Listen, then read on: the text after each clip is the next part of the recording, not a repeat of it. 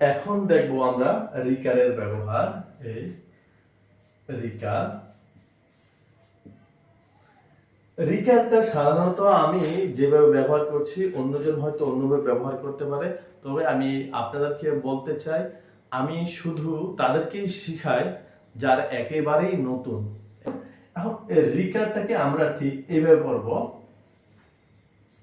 রিকারটা কিভাবে পড়বো একটু খেয়াল করেন। আগে আমরা কয়েকটা বর্ণ নিয়ে থাকি, শব্দ নেই, শব্দ নেওয়ার পরে আপনারা এটা বুঝতে পারবেন। এই যে একটা শব্দ আমরা নিয়েছি বৃষ্টি, আমরা এই যে এটার জন্য রিকারের জন্য আমরা সাধারণত একটা রফলার উপরে আবার রসিকা, এইটার জন্য কি একটা রফলা এবং সাথে রসিকা কি নিয়েছি। এই রিকারের জন্য আমরা নিয়েছি একটা রফলা এবং একটা রসিকা। তো কিভাবে হয় দেখেন, আগে আমরা এই মূল বর্ণটা লিখলাম, তারপরে এই যে রিকারের জন্য আমরা কি কি নিব, রফলা নিলাম, সাথে কি দিব রসিকা। তাহলে কি হচ্ছে ব্রি, আর পরবর্তী বর্ণ যেটা আছে সেটা কি হয়েছে বৃষ্টি। তো এটা আবার যদি যুক্ত বর্ণ হয়, তো আপনাদেরকে এর প্রথমেই আমি দেখিয়েছি যে যুক্ত বর্ণ কিভাবে করতে হয়। তাহলে চলুন আমরা এটা যুক্ত বর্ণটা শিখে নেই।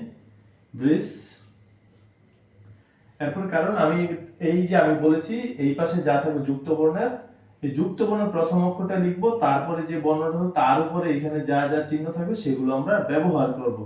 এই যে বৃষ্টি, তারপরে আমরা যদি পড়ি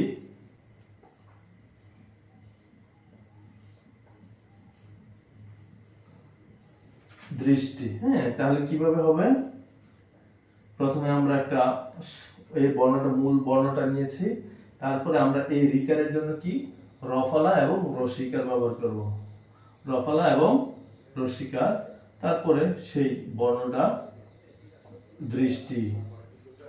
তারপরে আবার যদি এরকম একটা শব্দ নেই তাহলে কি হবে, প্রথমে আমরা মূল বর্ণটা নিব, তারপরে এইভাবে রফলা, কারণ আমি আবার বলছি রিকারের জন্য আমরা রফলা প্লাস একই জায়গায় রসিকার ব্যবহার করব। তো ঠিক আমরা রফলা এবং এটা নিয়েছি কৃতি। ওকে, এখন দেখবো আমরা রেফের ব্যবহার। রেফের ব্যবহার, রেফটা সাধারণত কোন বর্ণের উপরে থাকে। তো এটা আমরা কিভাবে দেখবো, একটা শব্দ দেখলেই আমরা একটু ক্লিয়ার হয়ে যাব যে কিভাবে এটা ব্যবহার করা হয়।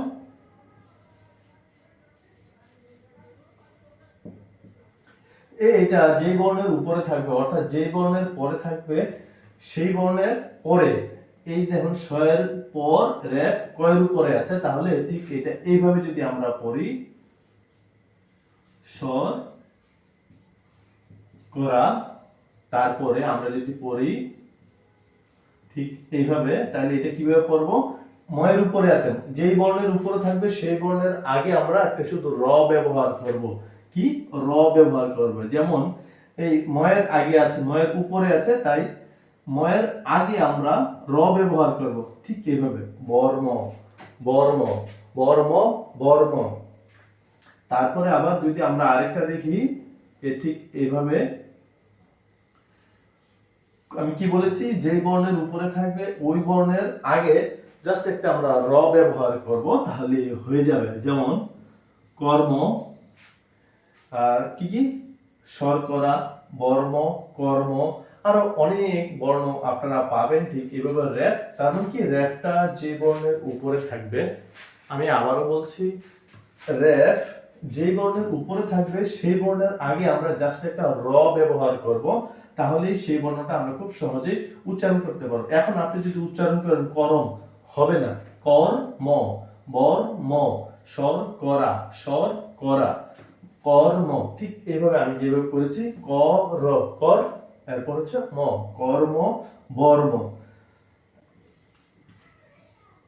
তীর্থ, তাহলে আমরা যদি দেখি ঠিক এভাবে যদি এটা হয়, তাহলে একটা শব্দ আমরা নিলাম তীর্থ, তো এটা ঠিক আমরা এইভাবে, তাহলে কোন বর্ণের উপরে আছে? থয়ের উপরে আছে, তার মানে থয়ের উপরে থাকলে থয়ের আগে আমরা একটা র দিয়ে দিব, তাহলে হয়ে যাবে তীর্থ। তীর্থ। আবার সতীর্থ হতে পারে, যেমন স তীর্থ। তো এটা ঠিক এইভাবে স তীর্থ, ঠিক এভাবে আমরা পড়ব। অর্থাৎ রেফটা যে বর্ণের উপরে থাকবে সেই বর্ণের আগে আমরা একটা র লাগিয়ে দিব, তাহলে আমাদের এই রেফের ব্যবহারটা মোটামুটি ক্লিয়ার হয়ে যাবে। এখন র ফলা, এই আমরা যদি লিখি, যদিও দেখা যাচ্ছে না, র ফলা। র ফলাটা মূলত হচ্ছে এরকম একটা চিহ্ন, সাধারণত একটা বর্ণের নিচে ব্যবহার করা হয় র এর পরিবর্তে। তো আমরা সাধারণত যদি এরকম যদি পড়ি, যেমন পয়র প্র, এরপরে আছে আপনার এরকম অসংখ্য বর্ণের নিচে আমরা এই রেফ বা রফালাত আমরা দেখতে পাবো। তো যখন আমরা অন্য কোনো বর্ণের নিচে এই রফালাগুলো দেখব, তখন আমাদের উচ্চারণটা হবে, আগে এই বর্ণগুলোর উচ্চারণ আমাদের শিখতে হবে।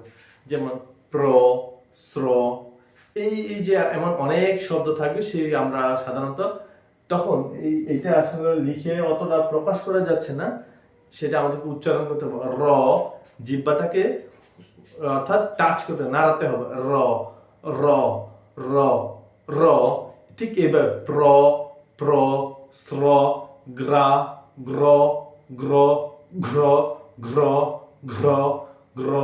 যেমন আমরা যদি এরকম বলি,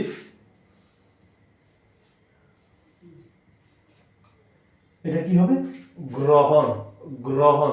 তারপরে যদি আমরা বলি আরেকটা শব্দ যদি আমরা দেখি, তাহলে হবে ঘ্রাণ, ঘ্রাণ, ঘ্রাণ। আবার এটা যদি আমরা পড়ি পয়র ফলা দিয়ে,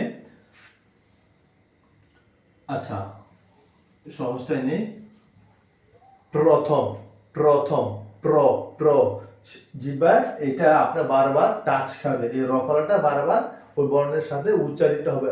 র র, ঠিক এইভাবে গ্রা গ্রা, গ্র গ্র, গ্র গ্র, স্র স্র।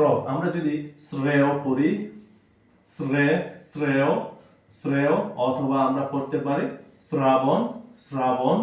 ঠিক এভাবে এই বর্ণগুলো আগে আপনার জড়তা কাটাতে হবে, তাহলে আপনি এই বর্ণগুলো বা এই রেফটা রফলাটা আপনি খুব সুন্দরভাবে ব্যবহার করতে পারবেন। এটা কি জীবের ব্যবহারটা আপনাকে খুব ভালো জানতে হবে, এটাকে নাড়াচাড়া করতে হবে বেশি করে। র